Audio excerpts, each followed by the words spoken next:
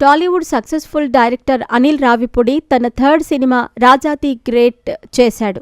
Mass Maharaj రవితేజతో చేసిన ఈ cinema super hit అయింది. అయితే రాజా ది గ్రేట్ సినిమా కథ ముందు రామ్కి వినిపించగా అతను కూడా సినిమాకు ఓకే చెప్పాడు. అంతేకాదు సోషల్ మీడియాలో బ్లైండ్గా నటిస్తున్నా అని అనౌన్స్ కూడా చేశాడు.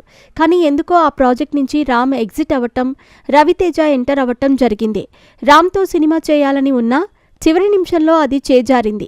ఈ విషయంపై అనిల్ రావిపూడి ఇదివరకు ఎప్పుడూ స్పందించలేదు. కానీ లేటెస్ట్గా క్లారిటీ ఇచ్చాడు. రామ్తో అనుకున్న కథే కానీ రామ్ కోసం వేరేలా రాసుకున్నానని అన్నారు అనిల్ రావిపూడి. అయితే అప్పటికే రామ్ వరుస మాస్ సినిమాలు చేసి ఉన్నాడు. సో మళ్ళీ మాస్ సినిమా అంటే వర్కౌట్ అవుతుందో లేదో అని కొన్నాళ్ళు వెయిట్ చేయించాడు. కానీ ఇప్పటికీ ఆ కాంబో సెట్ అవ్వలేదు. రామ్తో గొడవలేమీ లేవు. తనతో ఎప్పుడు కుదిరినా సరే సినిమా చేస్తానని అన్నాడు అనిల్ రావిపూడి.